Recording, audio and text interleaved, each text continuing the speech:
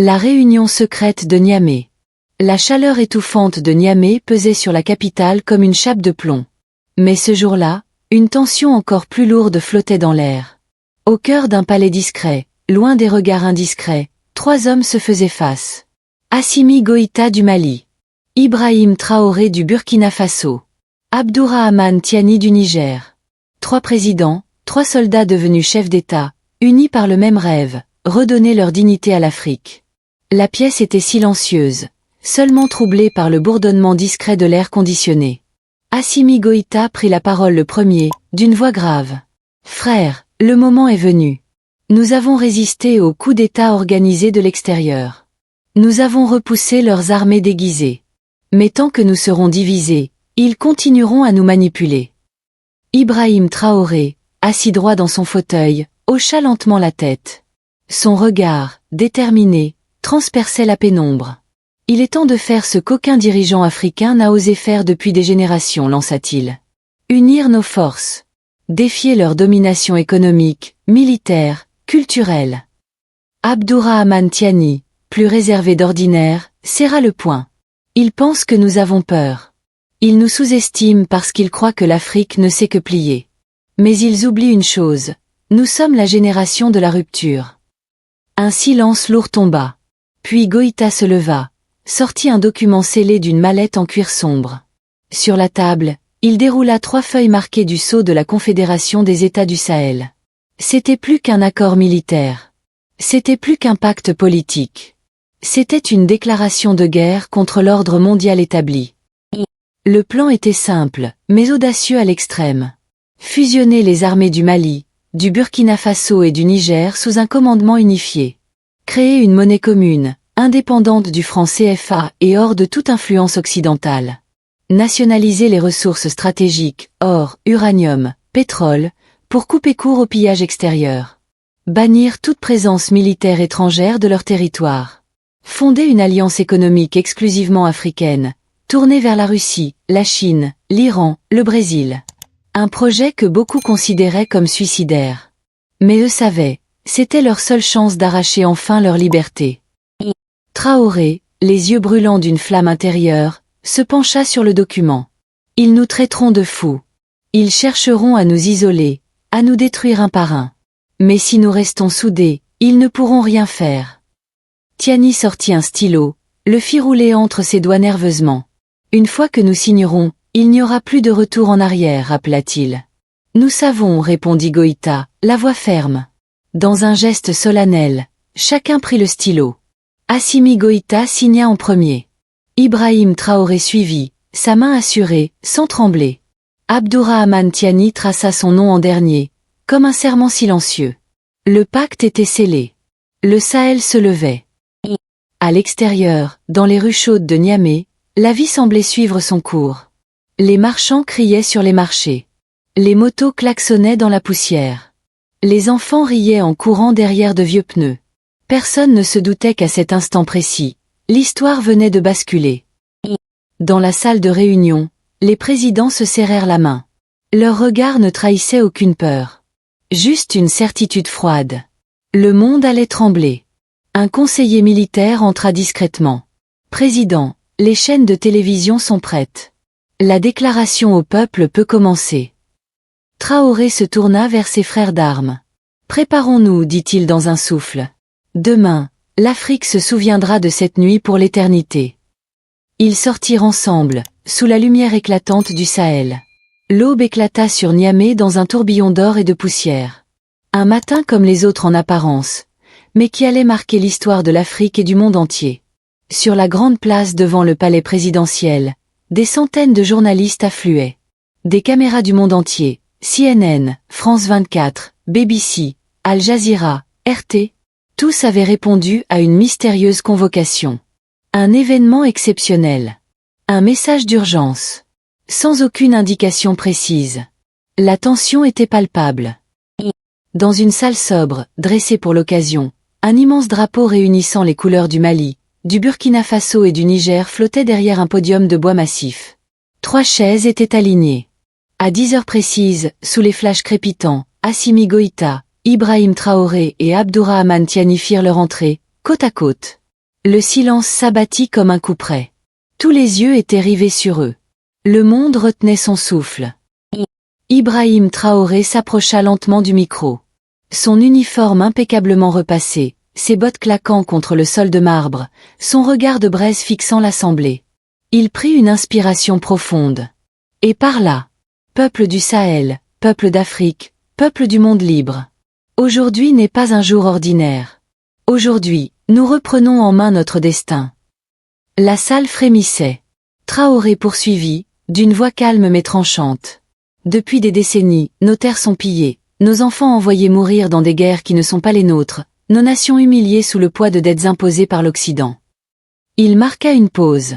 Les caméras homaient sur son visage tendu. Cela suffit. Goïta prit alors la parole. À partir de ce jour, le Mali, le Burkina Faso et le Niger forment une confédération souveraine et unie. Nos peuples sont liés par le sang, la culture, la lutte. Plus jamais nous ne serons seuls face aux prédateurs. Les journalistes s'agitaient nerveusement. Certains murmuraient, d'autres tapotaient frénétiquement sur leur clavier. La bombe venait d'exploser. Tiani avança à son tour. Nous annonçons la création immédiate d'une monnaie commune, indépendante de toute influence étrangère. Le franc CFA appartient au passé. Nous frappons notre propre avenir, au service de nos enfants. Un bruit sourd parcourut la salle. Des reporters se levèrent brusquement, les sourcils froncés, les caméras tournant dans tous les sens. Traoré reprit, les yeux flamboyants. Toutes bases militaires étrangères situées sur nos sols devront être évacuées dans un délai de 30 jours. Passé ce délai, nous les considérerons comme forces hostiles. Un murmure de panique parcourut les représentants occidentaux. Des diplomates échangeaient des regards alarmés. Goïta enchaîna, son ton plus sévère. Nous réaffirmons notre droit souverain sur toutes nos ressources naturelles. Aucun contrat signé sous la pression ou la corruption ne sera reconnu. L'or, l'uranium, le pétrole de nos terres serviront d'abord à nourrir et éduquer nos propres populations. L'Afrique entière, devant ces écrans, se mit à vibrer. Dans les marchés, dans les rues poussiéreuses, dans les villages reculés, des cris de joie commencèrent à éclater. Puis Tiani, d'une voix grave, conclut. À ceux qui rêveraient de semer la division entre nous, nous répondons par l'unité. À ceux qui fomenteraient des complots, nous répondrons par la fermeté. L'Afrique est debout, et rien ne pourra plus jamais la mettre à genoux. Un tonnerre d'applaudissements éclata parmi les délégations africaines présentes. Les caméras du monde entier transmettaient l'image. 3 jeunes chefs d'État, poings levés ensemble, défiant les puissances qui croyaient encore l'Afrique soumise. Dans les coulisses, les agents occidentaux passaient frénétiquement des appels d'urgence. À Paris, à Washington, à Bruxelles, des réunions de crise furent immédiatement convoquées. Ils n'avaient rien vu venir. Et désormais, il était trop tard. Au Sahel, les foules descendaient déjà dans les rues, brandissant des drapeaux, chantant à plein poumon. Liberté, dignité, union. Les 3 présidents, debout sur le balcon du palais, observaient la marée humaine en contrebas. Traoré murmura. C'est seulement le début. À ses côtés, Goïta et Tiani sourirent, unis comme jamais. Le vent du Sahel soufflait fort, portant avec lui le parfum brûlant d'une Afrique nouvelle. À peine l'annonce faite, les capitales occidentales s'agitèrent comme des ruches frappées par un bâton. Washington, Paris, Bruxelles. Les chancelleries s'indignaient.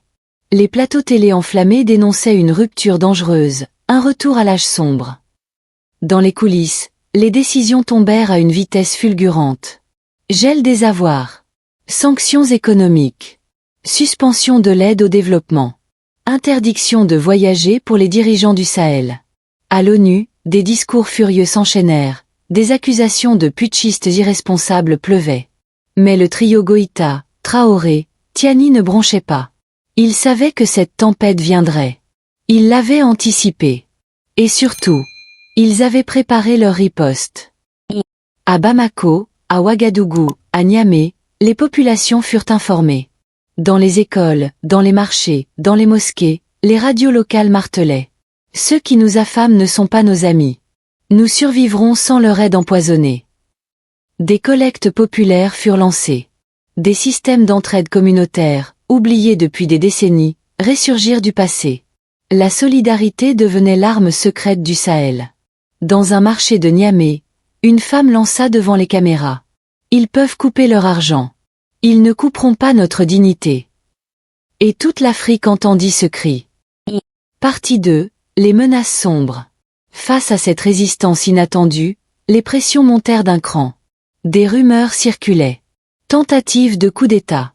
Tentative d'assassinat. Infiltration d'agents étrangers. Le danger n'était plus seulement économique. Il devenait physique. Un soir, dans un palais discret du Burkina, Ibrahim Traoré réunit son cercle rapproché. Il posa son regard ferme sur ses officiers. Ils enverront des espions, ils tenteront de semer la terreur. Mais nous devons tenir. Chaque parcelle de notre territoire doit être protégée. Les opérations de contre-espionnage furent lancées immédiatement. À chaque tentative de déstabilisation, une riposte chirurgicale. Dans les rues, les jeunes s'organisaient en brigades citoyennes pour surveiller les mouvements suspects. Dans les mosquées, dans les églises, dans les écoles, un même mot d'ordre. Vigilance. Pendant ce temps, les puissances étrangères tentaient d'allumer des feux de guerre intérieure. Fomentation de rébellions. Corruption de certains chefs traditionnels. Diffusion massive de fausses informations pour semer la panique. Mais rien n'y faisait. Le peuple semblait plus soudé que jamais autour de ses dirigeants. Et cette union faisait trembler les plus grandes puissances du monde. Partie 3, la riposte inattendue des peuples africains. Ce que personne n'avait prévu. C'était la contagion du réveil. À Dakar, à Abidjan, à Libreville, à Kinshasa, dans les rues poussiéreuses de Lagos. Des foules immenses commencèrent à se lever. Des millions de voix criaient. Nous sommes le Sahel. Libérez l'Afrique. Des drapeaux burkinabés, maliens et nigériens flottaient désormais aux quatre coins du continent. À Accra, des étudiants scandèrent dans les universités.